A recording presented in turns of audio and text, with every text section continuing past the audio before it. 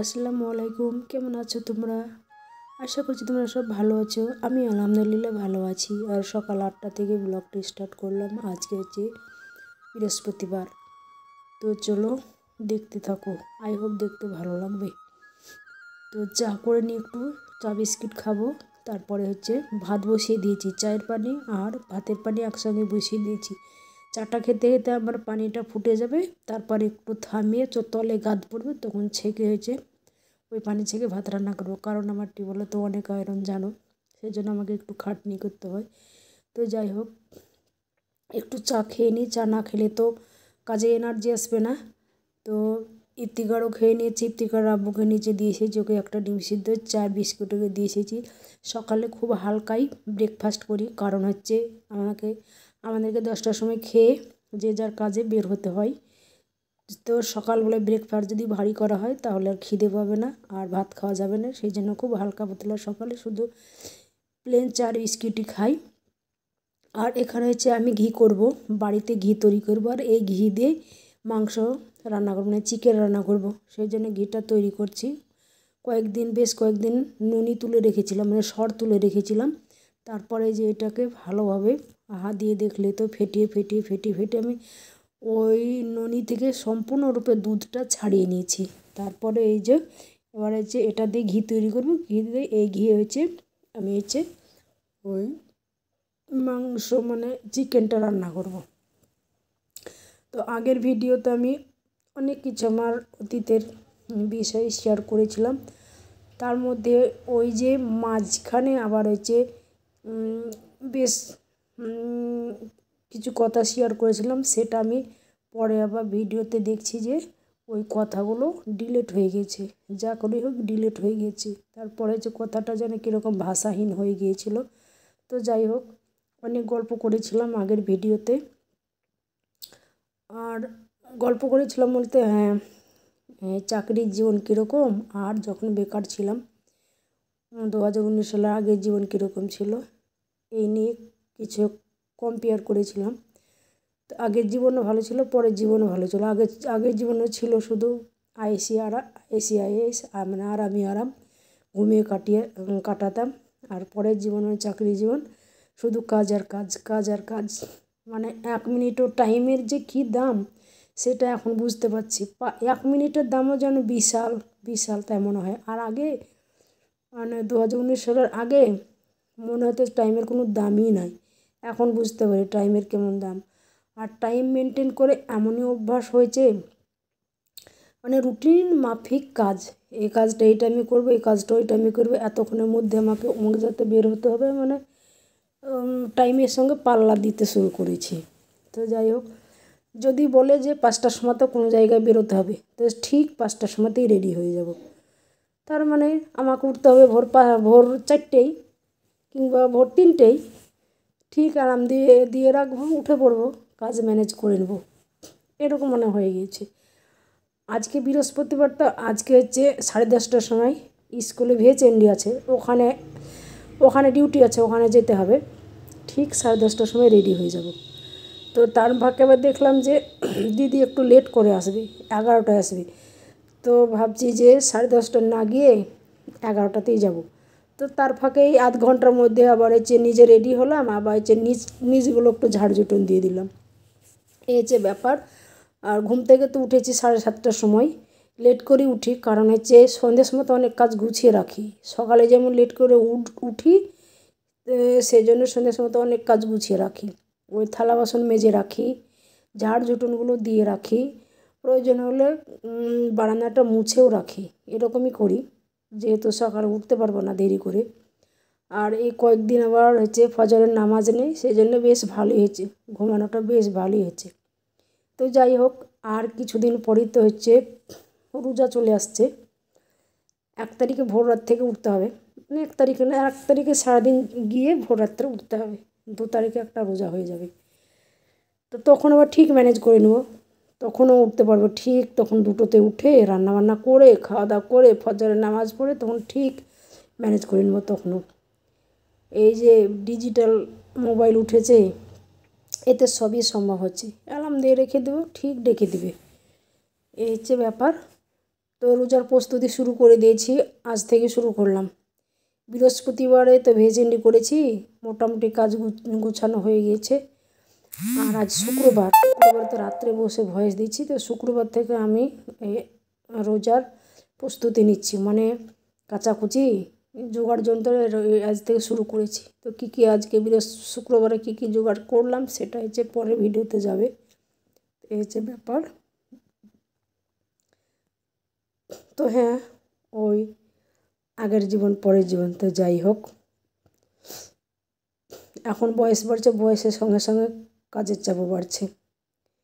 তো এই যে ব্যাপার, ম্যানেজ করা শিখে গিয়েছি, ঠিক ম্যানেজ করে নেব, শুধু শরীর ভালো থাকার অপেক্ষা। এই যে ব্যাপার।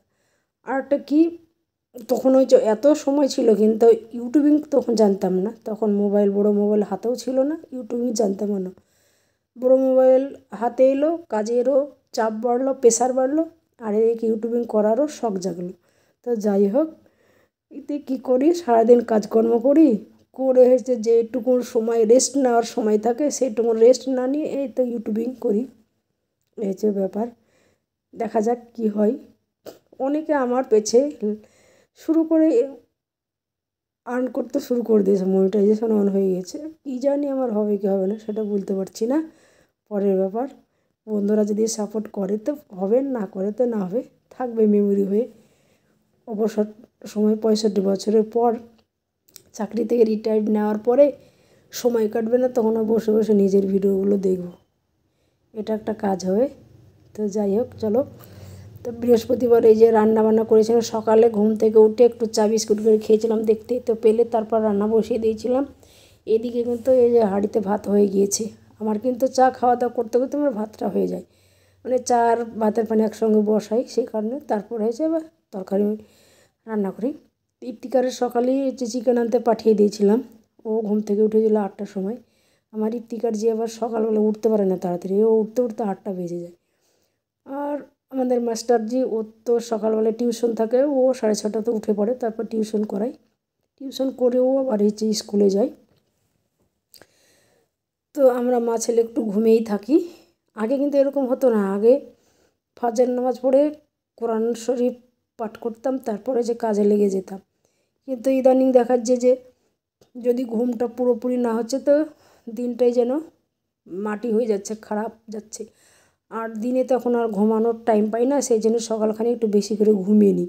আর আগে কী হতো, ওই যে দুপুরে আবার ঘুমানোর টাইম পেতাম, তো সকাল সকালে উঠতাম, কাজ কাম সেরে নিয়ে হাজব্যান্ডকে, ছেলেদেরকে স্কুলে পাঠিয়ে দিয়ে নিজে খাওয়া দাওয়া করে এই ঘুম দিতাম, লম্বা ঘুম।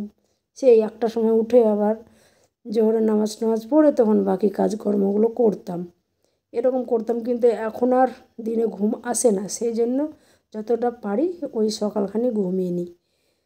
তো শরীরে তো একটু ঘুমানো প্রয়োজন, শুধু কাজ আর কাজ করলে তো হবে না, এই হচ্ছে ব্যাপার। আর আমার বাড়িটা অনেক বড়, ঝাড় জুটন দিতে, মোছামুছি করতে, ওই করতে অনেকটা টাইম পার হয়ে যায়। আর আমি সত্যি কথা বলতে কি, আমি ঘর বাড়ি অত গুছিয়ে রাখতে পারি না, আমার সময়ও নাই, আর আমি পারিও না অত। কত পরিপাটি করে দেখি বন্ধুরা সব কত পরিপাটি করে বাড়ি ঘর গুছিয়ে রাখে, আমি রাখি যখন সময় পাই তখন রাখি, সময় পাই না তখন অগোছালো পড়েই থাকে। হয়তো দেখা যায় যে 8 দিন সময় পেলাম না, বাড়িতেই থাকলাম না, এদিকে গেলাম ওদিকে গেলাম, তারপরে একদিন গোছাতে গিয়ে যা অবস্থা হয় সেটাই হয় আমার। এই যে রান্না, হ্যাঁ, আমি চিকেনটা আনতে পাঠিয়েছিলাম ইফতিকারকে, ইফতিকারের আব্বু তো টিউশন করা ছিল নিচে, তো সেই জন্য ইফতিকারকে পাঠিয়েছিলাম। তো ছোটো ছেলে ভেবে ঠকিয়ে নিয়েছে, মানে আমরা চিকেনের রান কেউ খাই না, কিন্তু ওই রানটা বোনলেস চিকেনটাই দিয়েছে, মানে হাড়গুলো খেতে আমরা বেশ ভালোবাসি, তো ছোটো ছেলে পেয়ে শুধু রানগুলোই দিয়েছে। তো যাই হোক, কী করতে হবে সেটাই করতে হবে। আর ওই যে ঘিটা করলাম দেখলে, ওই ঘিটা দিয়ে হচ্ছে মাংসটা রান্না করলাম। আর একটু দিয়েছিলাম সর্ষের তেল দিয়েছিলাম, ওই ঘিটাতেই হয়নি, আর একটু সর্ষের তেল দিয়েছিলাম। আর চিকেনটাকে একটু দই দিয়ে ম্যারিনেট করে রেখেছিলাম, আর একটা টমেটো কেটে দিয়েছিলাম। দইয়ের পরিমাণটা মনে হয় একটু বেশি হয়ে গেছিলো, সেজন্য চিকেনটা একটু টক টক হয়ে গেছিলো, ভালো লাগছিলো খেতে কিন্তু টক টক হয়ে গেছিলো। আর আলু দিয়েছিলাম, 3টা আলু দিয়েছিলাম, 2টো আলু দিলে মনে হয় ভালো হতো। 3টা আলু দিয়েছিলাম, একটু আলুর পরিমাণটা বেশি হয়েছিল। তবে বেশি হলে তো কী হবে, আমাকে কিন্তু চিকেন দিয়ে আলু খেতে খুব ভালো লাগে, কিন্তু এই যে আমার হাজব্যান্ডের জন্য দেওয়া হয় না। সুগার, এই সুগারের মানুষের এক ঝামেলা, ঝামেলা শেষ নেই। এ খেতে পাবে না, ও খেতে পাবে না, এ করতে হবে না, ও করতে হবে না, বিশাল ঝামেলা। তো যাই হোক, ইফতিকার আর আবুকে চিকেনগুলো বেছে দিয়েছিলাম, আর আমি আর ইফতিকার আলু খেয়েছিলাম। তারপরে তো এই যে ভেজ এন্ডিতে যেতে হবে, রান্নাবান্না তাড়াতাড়ি করি। ইফতিকার আর আব্বু স্কুলে যাবে, ইফতিকারও স্কুলে যাবে, আর আমি ভেজ এন্ডিতে যাব।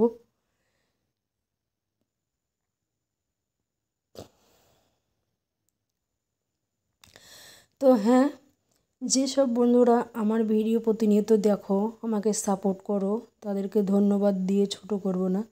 তাদের কাছে আমি অনেক অনেক ঋণী। আর যারা আমার চ্যানেলটা সাবস্ক্রাইব করে অলরেডি আমার সাথে আছো, তাদের কাছে আমি অনেক ঋণী। তো যাই হোক, তোমরা এরকমভাবে আমাকে একটু সাপোর্ট করো, এগিয়ে নিয়ে চলো। আর যারা নতুন আসছো আমার চ্যানেলে, তাদেরকে একটু ওয়েট করতে হবে। আমি দেরি হলেও ঠিক চলে যাব। টাইমে হয়তো বন্ধুদের ভিডিও দেখতে পারি না, ওই যে ভিডিও আপলোডের সঙ্গে সঙ্গে দেখতে পারি না, কারণ এই যে আমার টাইমের একটা ব্যাপার থাকে। আমি হয়তো দেখা গেলো যে সারাদিন ভিডিও অন করতেই টাইম পেলাম না, এ কাজ ও কাজ সে কাজ, হয়তো কোনো জায়গাতে ডিউটিতে আছি, এমন জায়গায় ডিউটিতে আছি যে আমার মোবাইল অন করাই যাবে না। যেমন সুস্বাস্থ্য কেন্দ্রে থাকলে আমার মোবাইল অন করাই যায় না, আর সেই মুহূর্তে হচ্ছে 3 ঘন্টা সুস্বাস্থ্য কেন্দ্রে থাকলাম, আর সেই সময়তে যে বন্ধুরা ভিডিও আপলোড করে তাদের ভিডিও তো আমার দেখা সম্ভব নয়। সেই জন্য ভিডিও দেখতে আমার একটু লেট হয়ে যায়, লেট হলেও দেখি। যারা আমার চ্যানেলে আসে তাদের ভিডিও আমি অবশ্যই দেখি।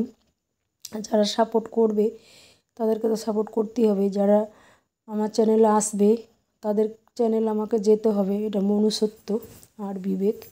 তো যাই হোক, দেরি হলেও হয়তো এক আধ দিন দেখা যায় যে এক আধ বন্ধুর ভিডিও দেখতে আমার একদিনও লেট হয়ে যায়। হয়তো এমন জায়গায় থাকি যে ভিডিও মোবাইল অন করারও টাইম পাওয়া যায় না। তারপরে একটা ব্যাপার থাকে, আমার মোবাইল তো একটাই, হয়তো কোনো সময় শ্যুটিং করছি, তো সেই সময় বন্ধুদের ভিডিও দেখা যায় না, দেখতে পাই না। তারপরে হচ্ছে যখন আমি ভিডিও এডিটিং করি, তখন আর হয়তো দেখা যায় যে 2 ঘন্টা আমি আর মোবাইলে বন্ধুদের ভিডিও দেখার সময় পেলাম না। তারপরে আবার আমার ছোটো ছেলেটা ইফতিকার আছে, ও একটু মোবাইল দেখে। এইসবের জন্য ভিডিও বন্ধুদের দেখতে হয়তো একটু লেট হয়ে যায়, কিন্তু ভিডিও ঠিক দেখিয়ে দেবো। এই যে ব্যাপার। তো গল্প করতে করতে আমার রান্নাটা প্রায় কমপ্লিট। এই যে লাস্টে বেলায় দিলাম, ওটা হয়েছে জিরে আর 5 ফোড়ন ভেজে গুঁড়ো করেছিলাম, তার সঙ্গে গরম মশলা, মিট মশলা সব একসঙ্গে মিক্সড করে একটা মশলা তৈরি করে রেখেছিলাম আমি, ওটা দিয়ে দিলাম, তারপর নামিয়ে নিলাম। এবার অলরেডি 10টা বেজে গিয়েছে, এবার খাওয়া দাওয়া করে যে যার কাজে বের হব। হাজব্যান্ড যাবে এই তো স্কুলে, রেডি হয়ে গিয়েছে, আর এই তো ছেলেও যাবে স্কুলে, আর আমি বিএচএনডিতে। তো ভিডিও শেষ প্রান্তে চলে এসেছি। Thanks for watching. আল্লাহ হাফেজ। সব ভালো থাকবে, সুস্থ থাকবে।